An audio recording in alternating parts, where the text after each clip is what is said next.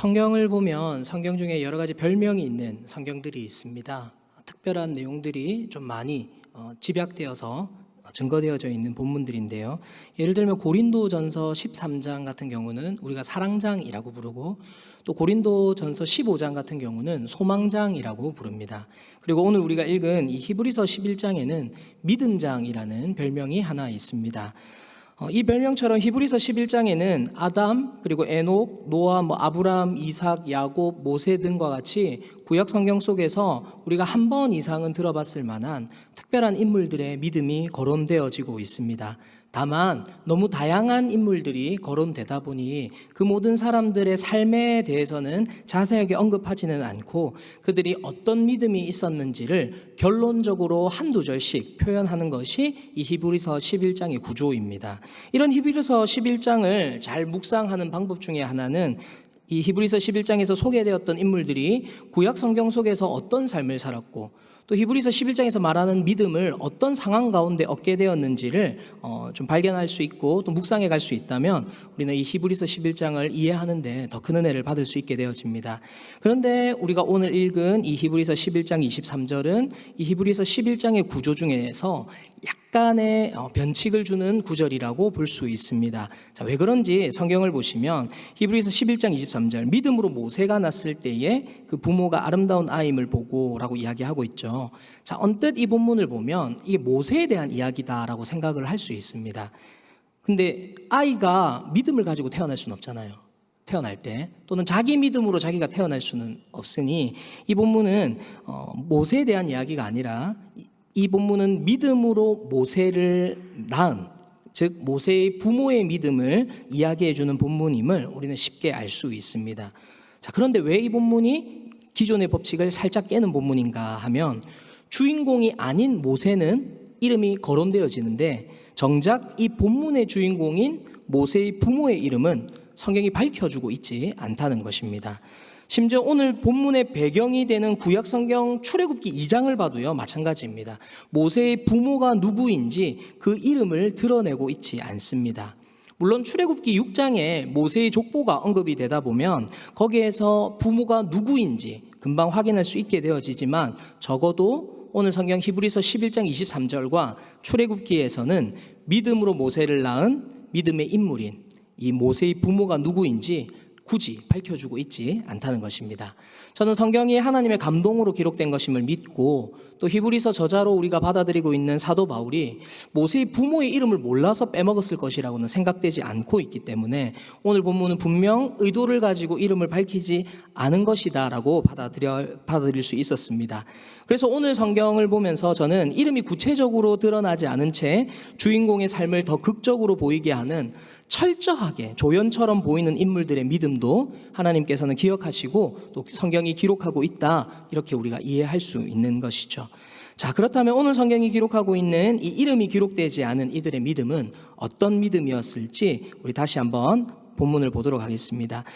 믿음으로 모세가 났을 때에 그 부모가 아름다운 아이임을 보고 석 달 동안 숨겨 왕의 명령을 무서워하지 아니하였으며. 자, 본문은 모세의 부모가 믿음으로 모세를 낳았다라고 이야기합니다. 그렇다면 왜 모세의 부모는 믿음으로 모세를 낳아야 했을까요? 우리가 흔히 믿음으로 자녀를 낳는다라고 생각하면 어떤 상황을 떠올리기가 쉽습니까? 모세의 부모들이 아브람이나 그 아내 사라처럼 100세가 될 때까지 아이가 없는 건 아니었거든요. 성경을 보면 모세에게는 아론이라는 형도 있었고 미리암이라는 누나도 있었습니다. 모세가 첫째가 아니에요. 그러니까 모세의 부모에게는 이미 자녀들이 있었고, 그리고 아이가 없는 부부라서 하나님이 자녀를 주실 것이라는 그런 믿음을 가지고 자녀를 출산해야 되는 그런 상황은 아니었다는 것입니다. 그리고 오늘 본문은 믿음으로 아이를 석 달간 숨기고 왕의 명령을 무서워하지 않았다, 이런 이야기도 하는데요. 대부분의 성도님들이 아시는 내용이겠지만 혹시라도 모르시는 분들을 위해서 간단하게 이 본문의 배경을 좀 설명을 드리면, 이 내용의 배경은 출애굽기 1, 2장에 언급이 되어집니다. 창세기에서 요셉이 애굽의 총리가 된 이후에 야곱과 야곱의 자녀들, 즉 요셉의 형제들이 애굽으로 다 건너오게 되어집니다. 그런데 야곱도 죽고 요셉도 죽고 요셉의 형제들도 다 죽고 나서 요셉이 총리로 섬겼던 애굽의 왕조가 바뀌게 되어집니다. 좀 쉽게 표현하면 우리나라가 고려에서 조선으로 바뀐 것처럼 이 왕조가 바뀐 거예요. 국호는 바뀐 것이 아닌데 왕조 자체가 바뀌었습니다. 그래서 요셉을 알던 왕조에서 요셉을 모르던 왕조로 바뀐 것이죠.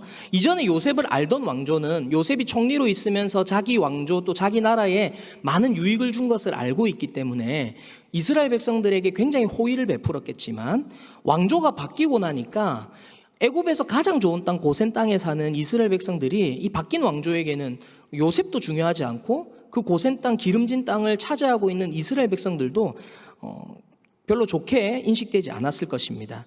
그래서 이 새로 바뀐 왕조의 왕은 이스라엘을 핍박하기 시작하는데, 어떻게 핍박하냐면 이렇게 핍박을 하기 시작합니다. 출애굽기 1장 14절을 보면 어려운 노동으로 말미암아 그들의 생활을 괴롭게 하니 곧 흙 이기기와 벽돌 굽기와 농사의 여러 가지 일이라 그 시키는 일이 모두 엄하였더라.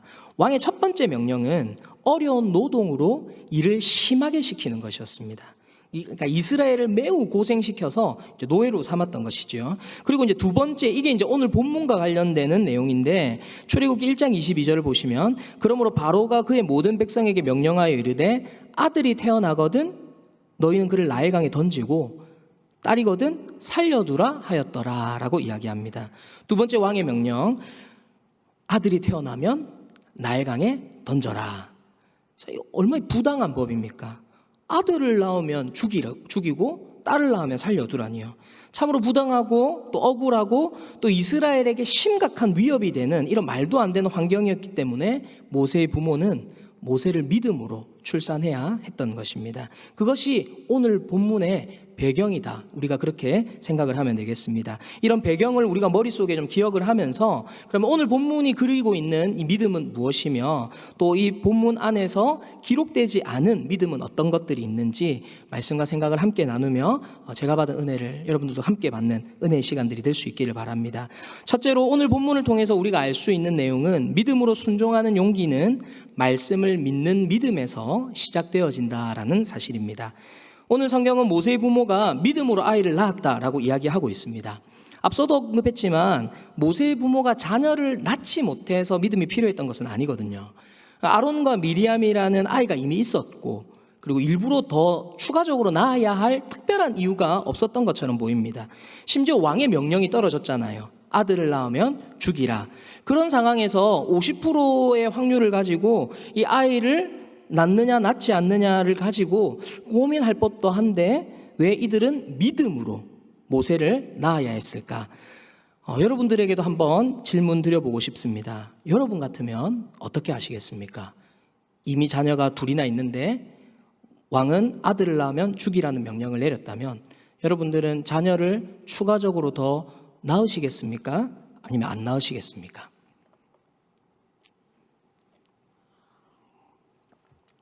손들라고 시키지는 않을 건데요. 저도 이 설교를 준비하면서 저 스스로에게 좀 질문을 해봤습니다. 여러분 아시는 분들은 아시겠지만 저는 딸이 3명이라서 크게 걱정 안 하는 상황이긴 한데, 집사람과도 이야기해보고 또 저 스스로도 질문해보면서 내가 이 상황이었다면, 그리고 내가 지금 내 자녀들을 데리고 있는 상황이었다면 나는 더 나았을까라는 생각을 해보니까, 여러분 비겁해서 죄송합니다만은 저는 안 나았을 것 같아요.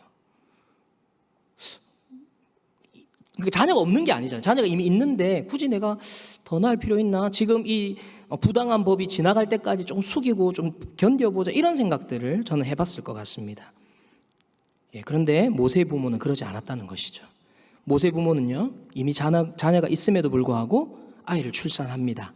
내가 임신한 자녀가, 또 내가 출산하는 그 자녀가 아들인지 딸인지 알 수도 없지만, 그리고 혹시 아들이라도 낳으면 자녀가 눈앞에서 나일강에 던져지는 그런 슬픔을 당할 수 있음에도 불구하고 왕의 명령을 무서워하지 않고 믿음으로 아이를 낳았다는 거예요. 그러면 왜 모세의 부모는 이렇게 어떻게 보면 좀 무모해 보이는 이런 출산을 감행했을까? 이것은 모세의 부모가 이런 출산을 감행하며 하나님의 말씀에 순종할 수 있었던 이유는 하나님의 약속의 말씀이 그들에게 있었기 때문입니다. 어떤 약속이냐? 바로 하나님이 이미 오래전에 그들의 조상이었던 아브라함에게 약속하신 것이 있습니다. 내가 너를 가나안 땅, 약속의 땅으로 인도하고 너에게 수많은 자손들을 주겠다라는 약속이 있었습니다. 근데 그 창세기에서 이러한 약속이 있을 때에 하나님이 이런 말씀을 주세요. 창세기 15장 13절을 보시면 여호와께서 아브라함에게 이르시되 너는 반드시 알라. 네 자손이 이방에서 객이 되어 그들을 섬기겠고 그들은 400년 동안 네 자손들을 괴롭히리니 라고 이야기합니다. 하나님은 가나안 땅, 약속의 땅도 주시고 또 수많은 자손을 이루게 해주시겠다라고 아브라함에게 약속하시면서 그 약속만 하셨던 것이 아니라 너의 그 많은 자손들이 이방에서 객이 되어 400년 동안 괴롭힘을 당할 거야 라는 계시도 함께 주셨다는 것이죠.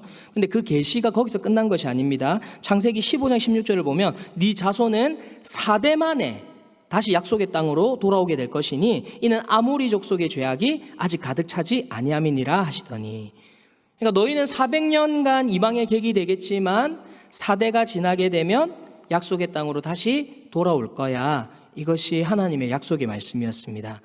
자, 그러면 여러분 지금 모세와 또 그 모세의 부모의 상황이 지금 이 약속이 어떻게 이루어지고 있는지를 한번 확인해 보면 출애굽기 6장에 아까도 이야기했지만 족보가 나오거든요. 그 족보에서 레위에 대한 족보가 나옵니다. 출애굽기 6장 16절을 보면 레위가 가진 아들들이 언급이 되는데 6장 16절 레위의 아들들의 이름은 그들의 족보대로 이러하니 게르손과 고핫과 므라리요 레위의 나이는 137세였으며 라고 이야기합니다. 자, 여기서 레위는 누구냐면 야곱의 네 번째 아들이에요. 우리가 흔히 아는 제사장 지파, 레위 지파, 그리고 레위기라는 성경의 그 레위가 바로 이 사람 맞습니다. 그 레위 지파의 자손들이 족보 속에 언급이 되고 있는데 3명의 아들이 언급이 됩니다. 게르손, 고핫, 므라리.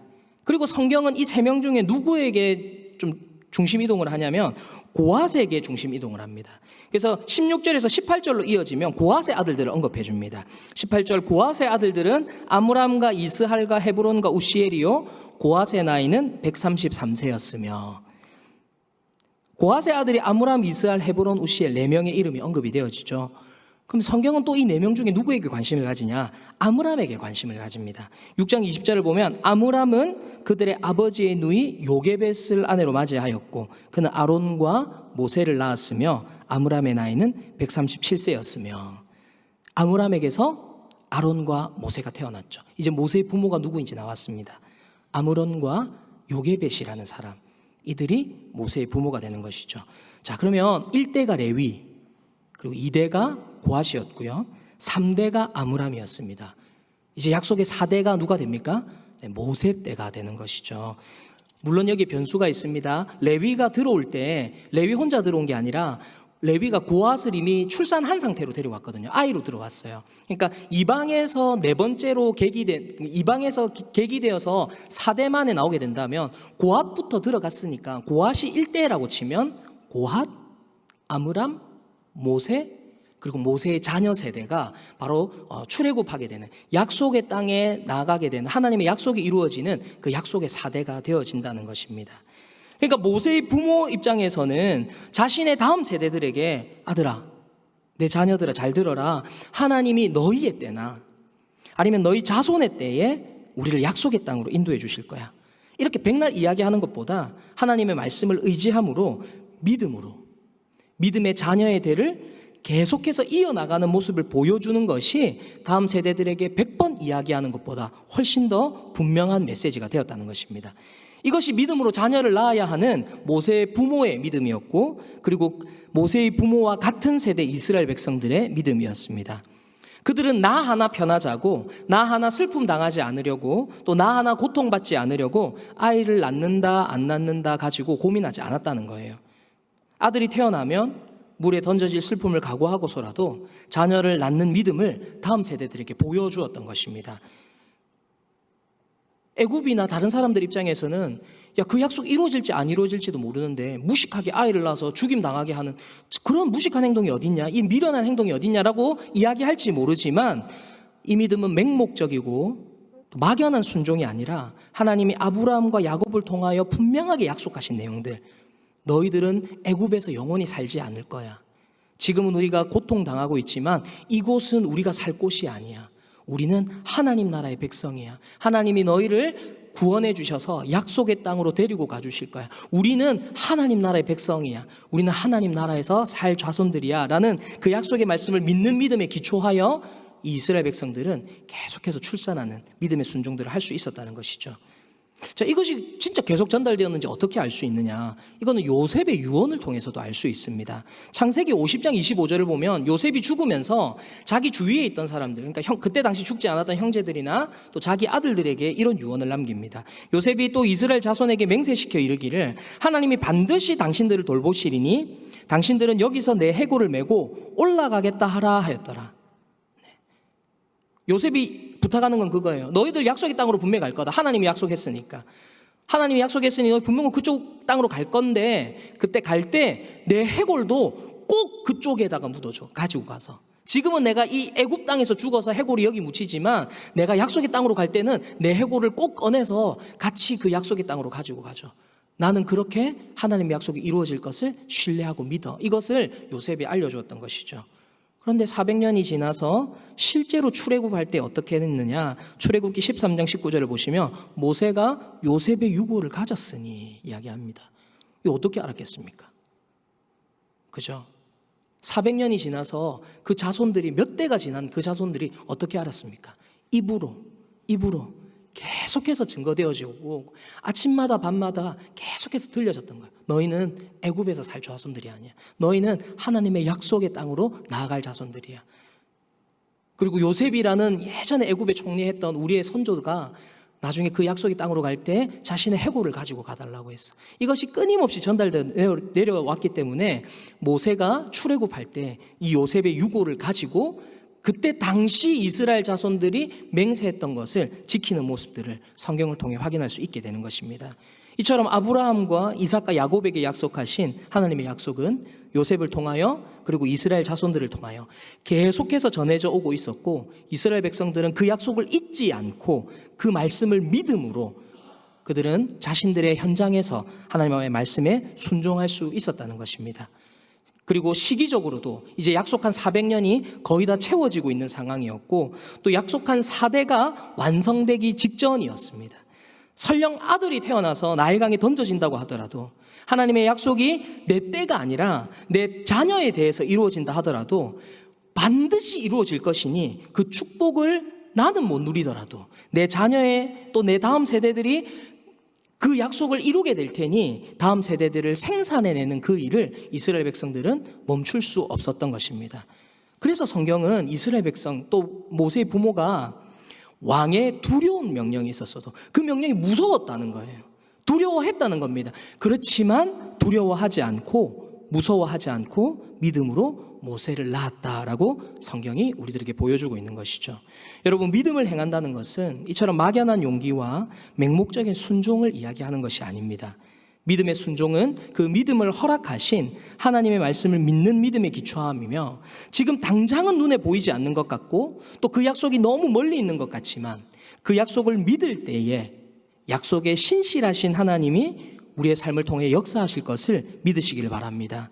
이미 우리에게 주어진 하나님의 말씀이 있습니다. 이미 기록되어진 하나님의 말씀이 지금도 우리에게 살아서 역사하시고 계심을 기억하며 말씀을 읽고 또 듣고 묵상하며 하나님의 약속을 믿는 믿음을 가짐으로 하나님의 말씀에 순종하는 삶을 살아가는 저와 우리 모든 성도님들의 삶이 되시기를 주님의 이름으로 축복합니다.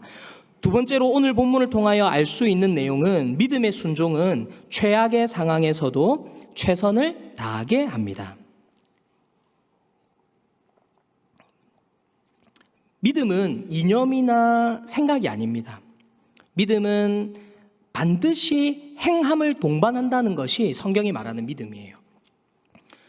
지금으로 보면 이 본문의 배경을 보면 아이는 낳지 않으면서 4대째가 됐으니 다른 사람들의 자녀들이 희생되는 것은 좀 안타까워하는 마음으로 지켜보면서 나는 그냥 다른 사람들이 나중에 구원받을 때 슬쩍 동참해서 구원이라는 축복만 누리겠다 하는 것은 약속을 믿는 자가 행할 행동이 아니라는 것입니다. 이것은 마치 지금 시대로 보면 뭐 벌써부터 젊은 시대부터 교회 다니면서 헌금하고 그러냐, 차라리 주식 투자하고 그 돈으로 헌금할 돈으로 차라리 연금 들어가고 네 자녀들에게 투자하는 게 더 낫지 뭐 그거 교회 헌금하냐, 뭐 지금 귀중한 시간에 교회 가서 앉아있냐? 지금 한자라도 더 공부하든지 아니면 사업이라도 하면서 이 시간들을 보내야지. 젊을 때 왜 그런 데 가서 앉아있냐? 기독교가 말하는 게 그런 거잖아. 마음대로 살다가 죽기 전에 예수님 믿으면 천국 가는 거 아니야. 야, 죽기 전에 믿으면 돼. 젊을 때는 네가 알아서 살아. 우리 이런 얘기 들어보기도 했고 또 실제로 해보기도 하신 분은 없었으면 좋겠습니다. 근데 이런 어리석은 생각을 우리들이 할 수 있거나 또는 그런 생각을 하는 사람들이 있다는 것이죠. 근데 이런 것은 진짜 믿음이 아니라는 것입니다. 다른 사람의 희생과 고난을 모른 채 하고 자신은 그 고난에 동참하지 않겠다는 것은 바른 믿음을 가진 사람들이 아닙니다. 안타깝게도 야고보서에서는 실제로 이런 사람들이 있었음을 보면서 이런 믿음을 가진 사람들을 향한 경고의 말씀이 있습니다.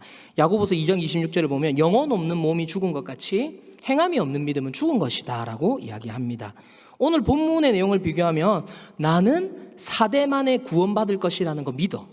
나는 하나님이 우리를 구원해 주셔서 약속의 땅으로 인도해 주실 거 믿어. 그런데 4대째를 출산하는 것은 나는 안 할래.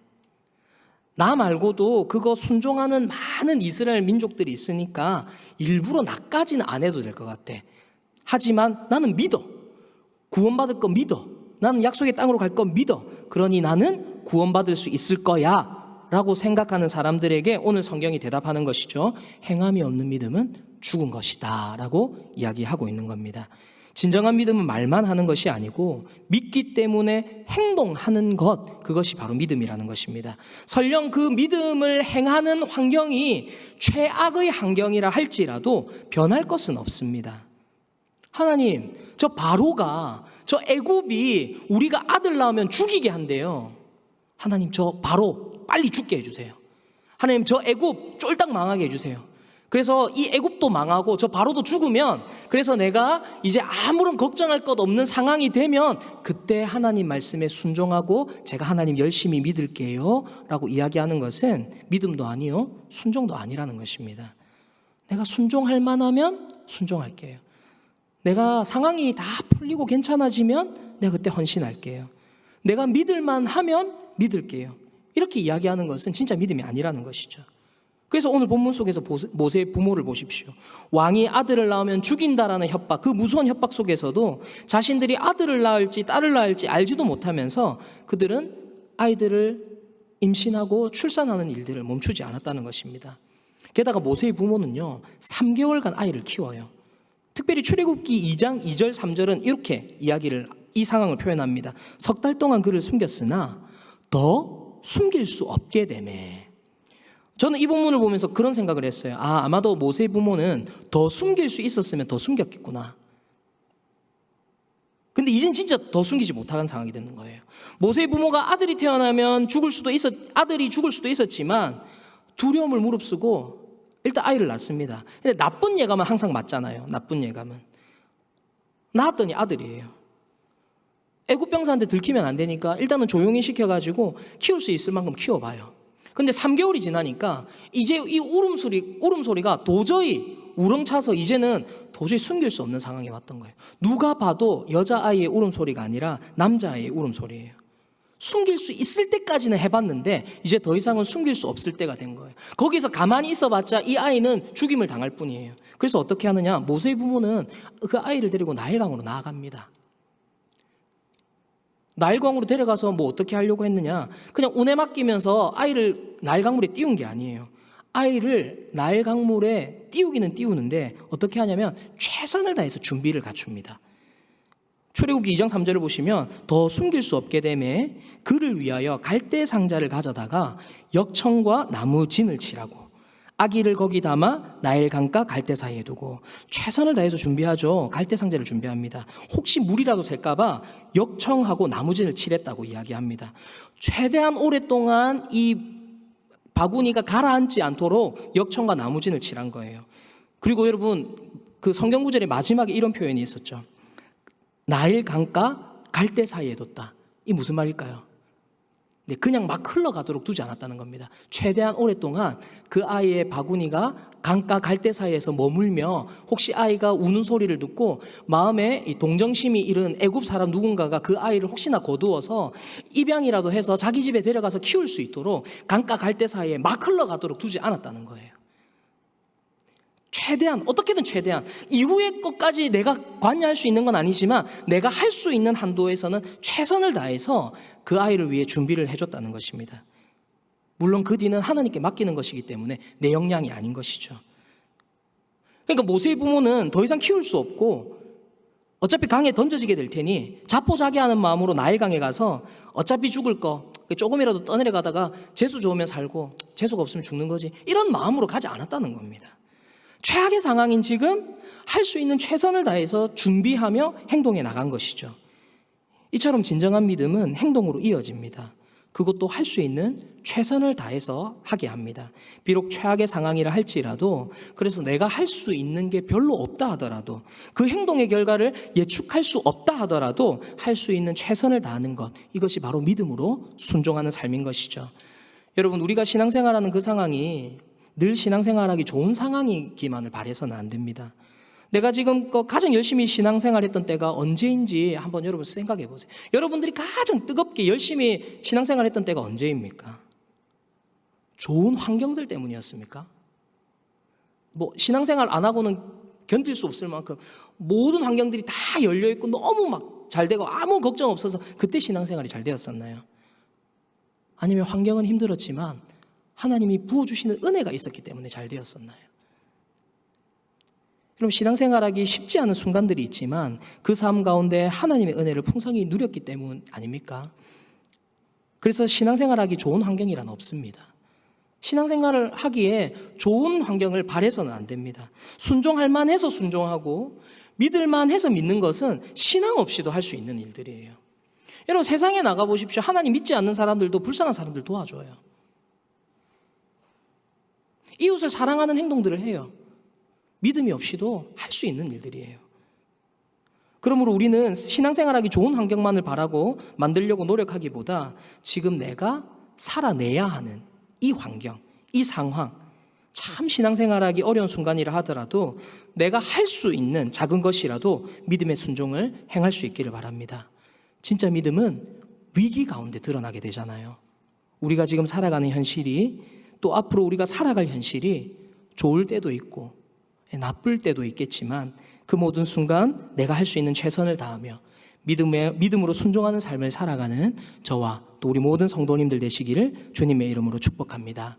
마지막으로 오늘 본문을 통하여 알 수 있는 내용은 기록되지 않은 이들의 믿음도 하나님이 지켜보셨다라는 사실입니다.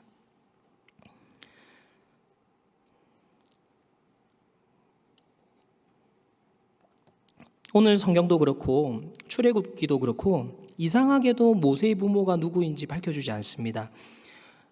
출애굽기 6장에서 분명히 언급됐거든요. 아므람하고 요게벳. 사도 바울이 이걸 모를 리가 없어요. 사도 바울이 이것을 모를 수가 없습니다. 그런데 기록하지 않았다는 거예요. 모세나 아브라함처럼 막 유명한 인물은 아니었다 할지라도 그 이름 하나 써줄 만한데, 심지어 그 히브리서 11장에 아벨의 믿음에 대해서 언급할 때 예배에 실패했던 가인도 언급해 주거든요. 가인 이름까지 써줍니다. 그런데 모세의 부모는 이름을 빼놓았다는 것이죠. 그렇다면 왜 성경은 이들의 이름을 언급하지 않았을까 하는 생각을 가지며 오늘 본문을 좀 묵상하다 보니 이런 생각에 닿았습니다. 모세의 부모들은 이 시대에 되게 행복한 사람들이었구나. 여기에 생각이 닿았습니다. 갈대 상자에 모세를 띄워보낼 때야 되게 힘들었겠죠. 그때는 우리가 뭐 요게벳의 노래라는 찬양이 있는 것처럼 얼마나 간절한 마음으로 어미가 그 아이를 떠나보냅니까? 강물에 띄울 때는 되게 힘들었을 겁니다. 그런데 잘 됐잖아요. 바로의 공주가 그 아이를 발견하고 입양해서 심지어 유모를 찾는다 해가지고 그 모세의 누나 미리암 바로 소개해줘가지고 요게벳이 그 모세를 키워요. 왕궁에서 왕자로서 자랄 수 있도록 그 부모가 키우는 일들을 해요. 얼마나 드라마 같은 일이 벌어졌습니까? 근데 딱 한 명한테만요. 모세한테만 이런 일이 일어났죠. 그러면 그때 당시에 다른 아이들은 어떻게 됐을까요? 모세야 공주가 거둬줬으니 이후의 삶이 좋았다 하더라도 그때 당시 나일강에 나일강에 던져졌던 수많은 남자아이들은 어떻게 되었고 그들의 부모들은 어떤 마음을 가졌을까요? 혹시 아들이 태어나면 모세처럼 애굽 사람들이 다 입양해 줬을까요? 아닙니다. 수천, 수만, 숫자를 셀 수 없는 많은 부모들이 모세의 부모처럼 믿음을 가지고 자녀를 낳았을 것이고, 또 모세와 같은 극소수를 제외하고 수많은 이스라엘의 아들들은 태어나자마자 나일강에 던져졌을 거예요. 상명의 고통이라고 하죠. 아들이 부모보다 먼저 상을 당하는 것. 이스라엘은 이 상명의 고통을 참고 견뎌내야 했다는 것입니다. 이스라엘의 수많은 부모들은 무기력하게 자기의 아이가 애굽의 군사들에 의해서 나일강에 던져질 때 그 아이를 구하지 못하고 그 아이들이 물에 빠져 죽는 것을 그냥 지켜봐야 했습니다. 그 모든 슬픔의 고통들을 아는 채 견뎌내야 했다는 거예요. 아므람하고 요게벳은 너무 잘된 케이스고요. 그것보다 더 기록되지 않은 수많은 이스라엘 부모들은 그 모든 아픔들을 참고 견뎌내야 했다는 것입니다. 근데 그게 성경에 기록되어 있지 않잖아요. 그들이 하나님께 불순종해서 아이를 낳은 것도 아닌데, 잘못해갖고 실수로 아이를 가진 것도 아닌데, 하나님의 약속을 믿고 출산을 했던 것뿐인데 믿음으로 순종하였지만 그들이 마주해야 했던 결과는 너무나 참혹했다는 것입니다. 이처럼 믿음의 행함이 늘 좋은 결과에만 닿는 것은 아닙니다. 믿음으로 행해도 내가 생각했던 것과는 전혀 다른 결과를 마주할 수도 있습니다. 그러나 이것은 우리가 어떻게 조절할 수 있는 건 아니에요. 왜냐하면 우리의 인생을 이끌어 가시는 분은 하나님이셔요. 하나님의 지혜는 우리 인간의 지혜로는 생각할 수 없는 지혜로 우리 인간의 삶을 섭리해 나가시는 그것이 하나님이 우리를 인도해 가시는 방법입니다. 그리고 그것이 우리의 인생입니다. 그래서 때로는 우리의 계획대로, 우리의 바람대로 되지 않아서 오늘 본문처럼 슬픈 일을 당하기도 하고, 또 놀라운 역사의 주인공이 될 수도 있고, 또 그들과 비교하면서 내 믿음은 아무것도 아닌 것처럼, 내 믿음은 너무 보잘것없는 것처럼 생각될지도 모릅니다. 아무도 내 믿음은 알아주지 않는 것 같고, 아무도 내 믿음에는 관심이 없는 것 같고, 나 나름대로는 내가 지금 주어진 삶에서 치열하게 고민하며 말씀에 순종하기 위하여 애쓰고는 있는데 다른 사람들의 눈에는 그것이 별것 아닌 고민인 것처럼 보이고, 순종의 결과마저 내가 생각했던 것과 거리가 먼 일들이 우리 삶에 얼마든지 있을 수 있다는 것이죠. 그럴 때 우리는 스스로 나같이 보잘것없는 사람의 믿음이 무슨 믿음일까? 나 같은 사람이 하는 순종이 무슨 순종일까? 이거 하루바로 먹고 살기도 힘든데 이렇게 견디고 버텨내는 게 무슨 믿음일까 생각할지 모르지만, 오늘 성경은 그런 분들에게 하나님께서 그렇게 연약해 보이고 부족해 보인 믿음의 사람들 한 사람 한 사람을 보잘것없다 여기지 않으시고 그 믿음 작다 여기지 않으시고 모두 지켜보시고 기억하고 계시다는 것을 우리들에게 알려주고 있는 것입니다. 여러분, 하나님이 이스라엘 백성들을 출애굽시키실 때 언제 지금 출애굽해야 되겠다라고 결정했는지 아십니까? 물론 창세 전부터 계획하고 계셨겠지만 하나님이 본격적으로 움직이시게 된 계기는 모세 때문이 아닙니다. 또는 모세 부모의 믿음 때문 아닙니다. 하나님이 이스라엘 백성들을 구해내야 되겠다라고 본격적으로 움직이게 된 사건이 출애굽기 2장 23절에서 25절에 언급이 되어지고 있는데 이렇게 표현을 하고 있습니다. 출애굽기 2장 23절, 여러 해 후에 애굽 왕은 죽었고, 아마도 이 애굽 왕은 아들이 태어나면 나일강에 던져라 했던 왕이겠죠. 애굽 왕은 죽었고 이스라엘 자손은 고된 노동으로 말미암아 탄식하며 부르짖으니 그 고된 노동으로 말미암아 부르짖는 소리가 하나님께 상달된지라. 하나님이 그들의 고통 소리를 들으시고 하나님이 아브라함과 이삭과 야곱에게 세운 그의 언약을 기억하사 하나님이 이스라엘 자손을 돌보셨고 하나님이 그들을 기억하셨더라. 여러분, 하나님은 모세가 아니라 이스라엘 자손을 기억하셨습니다. 모세의 믿음 때문에 움직이신 것이 아니라 이스라엘의 고통의 소리에 그 탄식의 소리를 들으시고 하나님이 그 약속을 기억하시고 이스라엘 백성들을 구원하시기 시작하셨다는 것입니다. 애굽의 말도 안 되는 압제와 탄압 속에서 고통 중에 탄식하며 부르짖는 이름조차 기록되지 않은 수많은 이들의 인내와 믿음으로 인해서 하나님이 그 구원 계획을 본격적으로 실행하셨다는 것입니다. 고통과 압제 가운데 신음하고 있는 거, 그게 어찌 믿음처럼 보일까요? 자기 아들들이 나일강에서 죽어가는 것을 지켜보면서 울부짖고 고통스러워하는 그 마음이 어찌 믿음의 모습처럼 보일까요?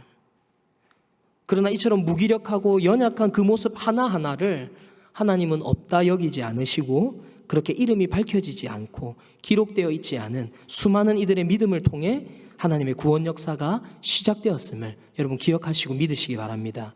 그리고 오늘 본문 속에서 그렇게 보이지 않는 믿음의 자녀들의 그 믿음을 기억하시고 사용하시며 역사하셨던 하나님께서 지금도 우리의 하나님이시고 우리의 모습 하나하나를 또 믿음 하나하나를 기억하시고 받으심을 믿으시기를 바랍니다. 말씀을 정리하겠습니다. 오늘 성경 속에서 그리고 오늘의 성경 배경 속에서 모세의 부모는 여러 두려움 속에서도 믿음의 순종을 하는 모습을 우리들에게 보여줍니다. 그들은 두려움 속에서도 순종을 하였습니다. 그렇게 할 수 있었던 것은 그들에게는 하나님의 약속이 있었고 그 약속을 믿는 믿음이 그들에게 있었기 때문입니다. 그 믿음은 신앙생활하기 좋은 환경이라서 생겼던 것이 아닙니다. 노예 생활을 하며 부당한 대우를 당해야 했고 아들이 태어나면 나일강에 던져져야 했던 말도 안 되는 최악의 환경 가운데에서 그들은 하나님의 약속을 신뢰하며 그 모든 고통과 아픔의 순간들을 견뎌나갔던 것입니다. 그들에게는 애굽에 스스로 대항할 힘도 없었고 부당한 것들을 바르게 고쳐나갈 힘도 없었지만 애굽의 압제 속에서 그저 당하고 손해보며 자신의 비참함을 두고 하나님 앞에 부르짖는 것 외에는 할 수 있는 것이 없었지만 오늘 성경은 그것이 대단한 믿음처럼 보이지 않는다 할지라도 하나님께서 그들의 모습들을 바라보시며 그들이 버티고 견디며 살아갔던 그 고통스러웠던 삶을 믿음으로 여기시고 하나님의 약속을 기억하셔서 그들을 구원해 주셨음을 오늘 성경은 이야기합니다. 그렇게 역사하셨던 하나님이 지금도 우리 한 사람 한 사람의 모습을 지켜보고 계시고 우리의 눈물과 아픔을 이해하고 계시고 우리가 버텨나가고 있는 이 모든 삶을 믿음으로 받아주셔서 하나님의 역사를 이루어 가실 것을 믿고 순종함으로 하나님의 위로와 은혜를 늘 경험하며 살아가는 저와 모든 성도님들의 삶이 될 수 있기를 주님의 이름으로 축복합니다. 이 시간 들은 말씀 생각하며 함께 찬양할 때에 주 은혜 임을 이라는 찬양 함께 드렸으면 좋겠습니다. 우리의 모습, 우리의 상한 마음, 홀로 눈물 흘리던 우리의 마음을 아시는 주님이 우리가 살아가는 모든 순간 주님의 은혜로 살아가게 하심을 믿음으로 함께 고백하기를 원합니다. 주 나의 모습 보네 상한 나의 마음 보시네 주 나의 눈물 안에 홀로 울던 마음 아시네. 우리 한 번 더 찬양합니다. 주 나의 모습 보네 주 나의 모습 보네 상한 나의 마음 보시네 주 나의 눈물 안에 주 나의 눈물 안에 홀로 울던 마음 아시네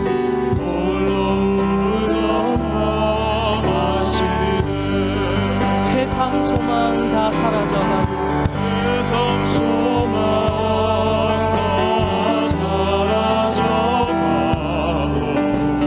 주의 사랑은 끝이 없으니 살아가는 이 모든 순간을 주의 세상 소망 다 사라져가도 세상 소망 다 사라져가도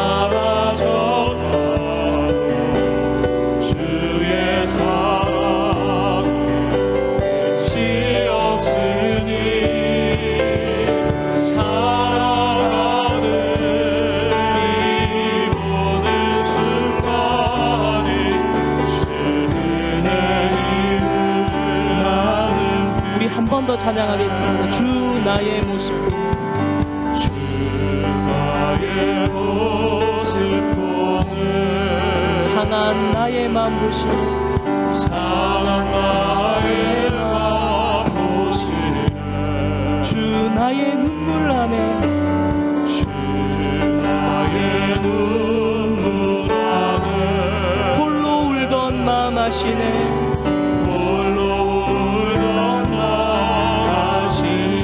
주 사랑 내게 있네, 주 사랑 내게 있네, 그 사랑이 날 채우네, 그 사랑이 날 채우네, 주 은혜 내게 있네, 주 은혜 내게 있네, 그 은혜로 날 세우네, 그 은혜로 날 세우네, 세상 소망 다 사라져가고 세상 소망 다 사라져가 주의 사랑은 끝이 없으니 주의 사랑 끝이 없으니 살아가는 이 모든 순간이 살아가는 이 모든 순간 주 은혜임을 나는 믿네,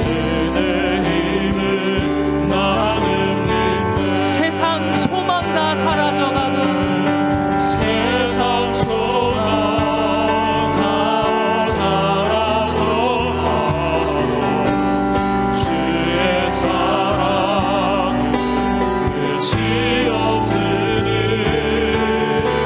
살아가는 이 모든 순간이 주의 은혜임을 나는 믿네.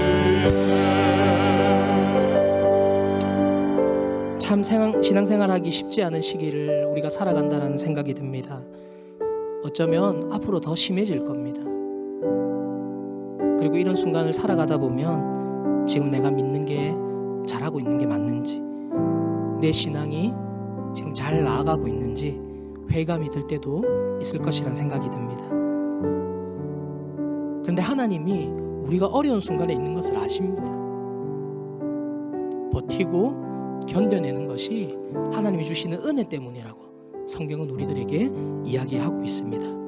이 시간 말씀을 붙들고 기도할 때에 하나님, 신앙생활하기 좋고 편한 때를 기다리기보다 지금 내가 살아가는 삶의 현장에서 하나님이 주시는 은혜로 또 하나님의 말씀에 순종하는 삶을 살아갈 수 있도록, 또 성경에는 기록되지 않은 이들의 믿음을 기억하시고 역사하셨던 그 하나님께서 지금의 순간을 버티고 견뎌나가는 우리 한 사람 한 사람을 작다 여기지 않으시고 인도에 가심을 믿으며 날마다 하나님과 교제하는 삶을 살아가는 우리의 삶이 되도록, 또 말씀을 들으며 하나님이 여러분 개인들에게 주신 또 기도의 제목들이 있다면 우리 그러한 제목들을 붙들고 함께 합심하여 기도할 수 있기를 바랍니다. 기도하겠습니다.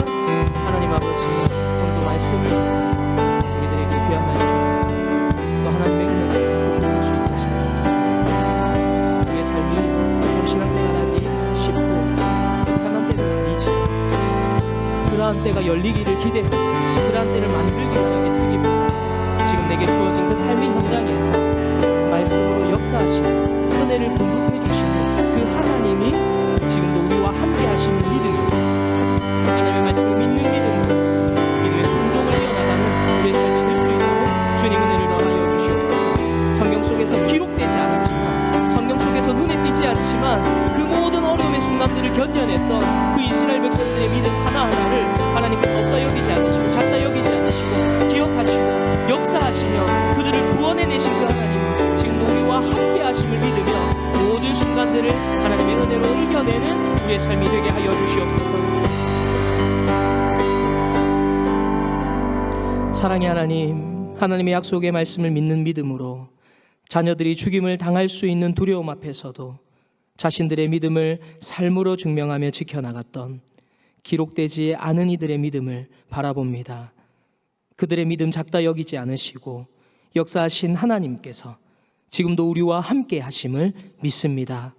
과거나 현재나 앞으로도 신앙생활하기가 쉽지 않은 환경들이겠지만 매 순간 하나님이 우리에게 기대하시는 그 믿음의 순종들을 이어나갈 수 있도록, 우리가 살아가는 모든 곳에서 믿음의 삶을 살아갈 수 있도록 주님 은혜를 더하여 주시옵소서. 감사드리며 우리의 연약함을 모두 이해하시는 예수 그리스도의 이름으로 기도드리옵나이다. 아멘.